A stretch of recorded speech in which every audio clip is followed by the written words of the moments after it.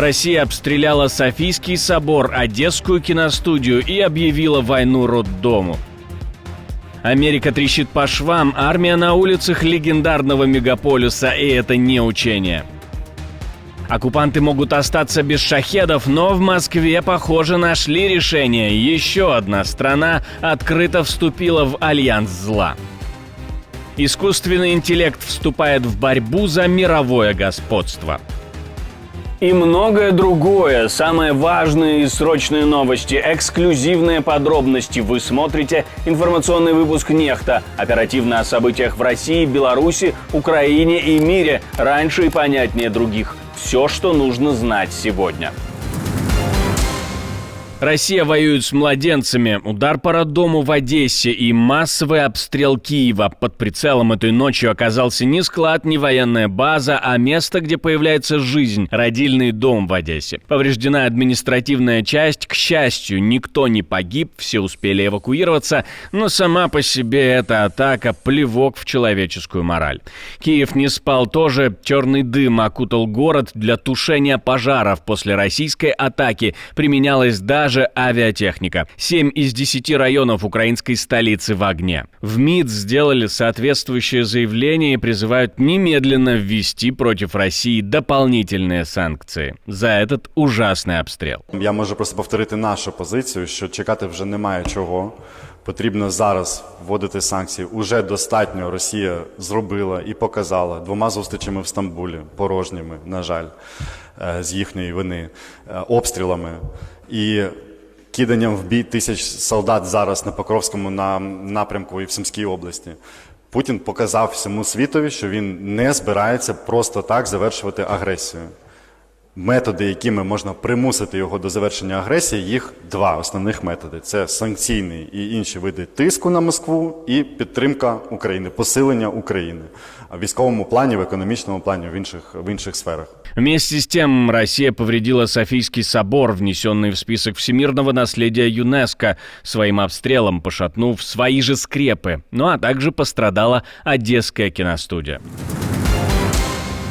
Атака на дипломатическое представительство Великобритании, международный скандал, а может быть целенаправленное действие, намек Кремля. Бывшее здание визового центра Британии в Киеве вспыхнуло после прилета российского дрона. И это происходит сразу после жестких слов Лаврова. Совпадение? Сами пропагандисты говорят, что все это не случайно. Британцам вчера было довольно четко сказано Сергеем Лавровым о том, что мы знаем на 100% о роли, о причастности Великобритании к совершению диверсионных актов, террористических актов на территории России.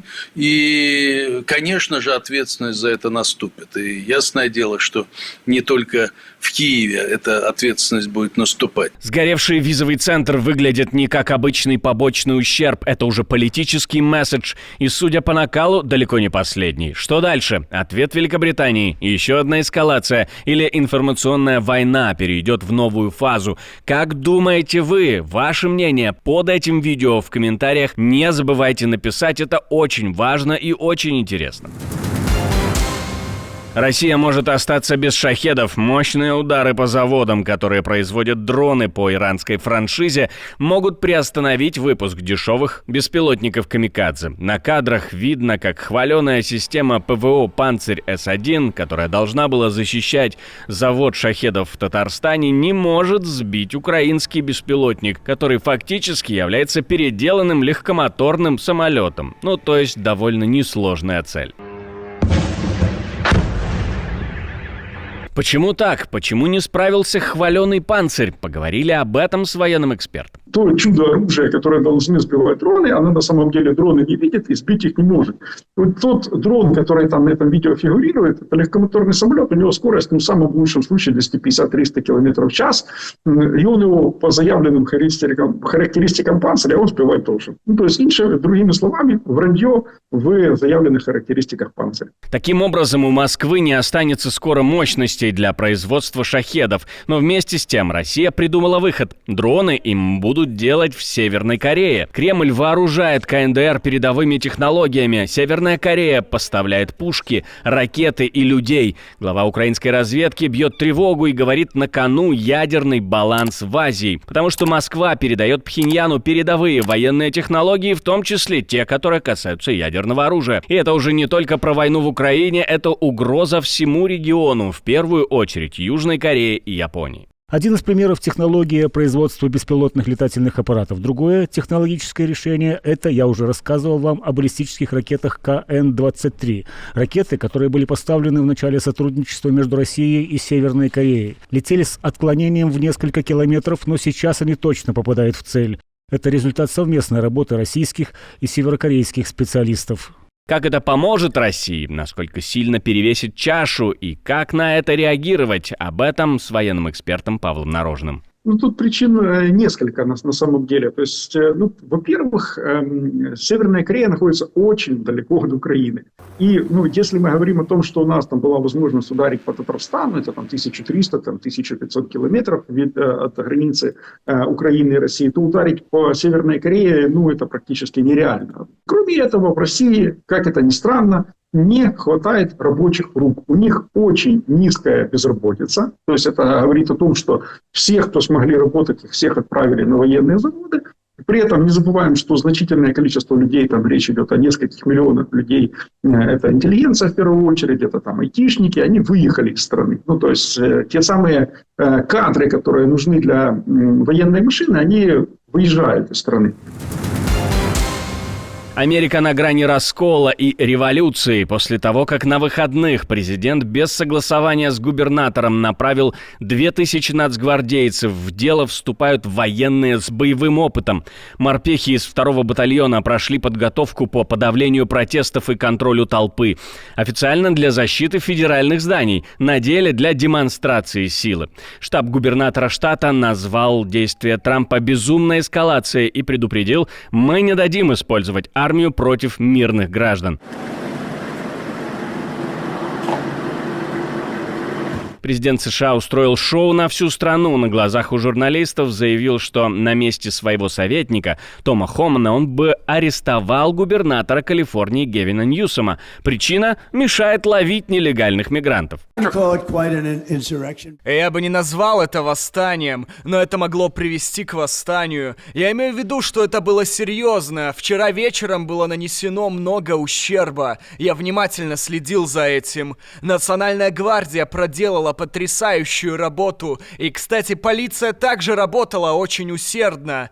Но, как вы знаете, полиции даны инструкции быть политкорректными. И я сказал: нет, вам не нужно быть политкорректными. Вы должны делать свою работу. Да, и еще Трамп добавил, это было бы великолепно. Гевин любит быть в центре внимания, значит, его можно арестовать. Но губернатор Калифорнии нашел, что ответить президенту. Он же крутой парень, почему он этого не делает? Он знает, где меня найти. Но знаете что? Уберите руки от 4-летних девочек, которые пытаются получить образование.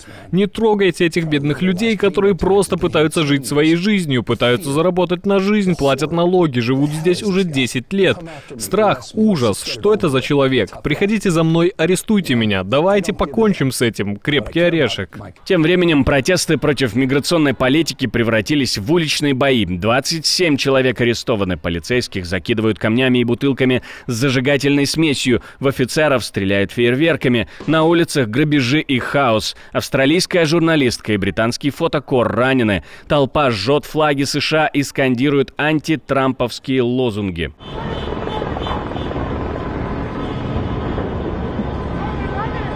Но Калифорния собирается подать в суд на президента. Ньюсом в ярости. Он считает, что именно федеральное вмешательство раздувает конфликт. Трамп не отступает. Он говорит, что за беспорядками стоят профессиональные подстрекатели. President Trump and Defense Secretary Pete Hegseth Президент Трамп и министр обороны Пит Хексет незаконно забрали 2000 солдат Национальной гвардии Калифорнии на 60 дней, не указав, когда они намерены их отправить. Они сделали это без разрешения губернатора Ньюсома и вопреки желанию местных правоохранительных органов, которые находятся на месте и активно оценивают ситуацию в Лос-Анджелесе в режиме реального времени. Ситуация не требовала вмешательства Национальной гвардии. Америка на пороге внутреннего взрыва, аресты, улицы в огне, губернатор бросает вызов президенту, Нацгвардия в полной боевой готовности. Да что же это происходит? Это не просто спор о миграции, это политическая война. И вопросов теперь много. Кто первый даст заднюю? И не похоже ли это все на революцию? Как вы думаете? Пишите в комментариях обязательно. Оригинальный способ борьбы с демографическим кризисом придумали в России. Депутат Брянской облдумы Михаил Иванов выдал рецепт. Если молодежь не хочет детей, выключим им Wi-Fi. Интернет стал новой формой зависимости, которая разъедает основы семьи. Молодые люди вместо того, чтобы общаться друг с другом, строить отношения и задумываться о детях, часами листают ленту, играют в игры или смотрят сериалы. Это не просто вредная привычка, это угроза демографической безопасности страны. Фоном звучат и другие предложения в том же духе, например, обложить налогом бездетных старше 40. А некоторые активисты уже требуют бороться с феминизацией общества, чтобы мужчины наконец-то захотели заводить семьи. Похоже, интернет стал крайним за все. И за рождаемость, и за одиночество, и за то, что народ не плодится по расписанию. А если и это не поможет, отключим свет.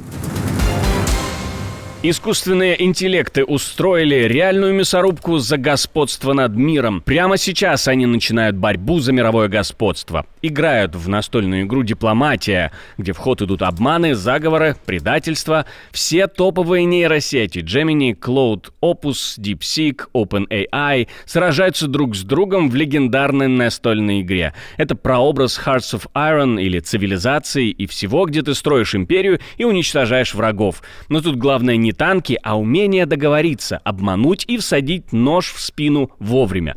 Китайский DeepSeek, ультраагрессор, пугает всех эпичными фразами типа «Ваш флот сгорит в Черном море этой ночью», вечно в войне, вечно на грани победы, но проигрывает, потому что вообще не умеет строить альянсы. Машина-танк без мозговой коры.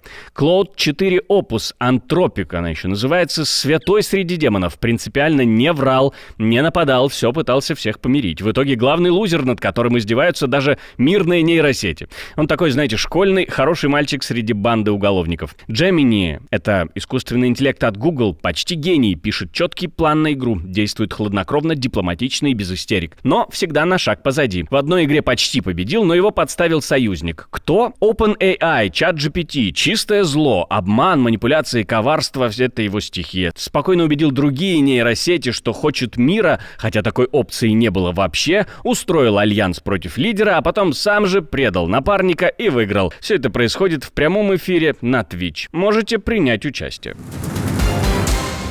Отдельное спасибо, что досмотрели до конца. Спасибо за ваше доверие. Жду развернутых комментариев, лайков и репостов. Это важно, чтобы нас становилось больше. На этом пока все. До новых встреч и хороших вам новостей.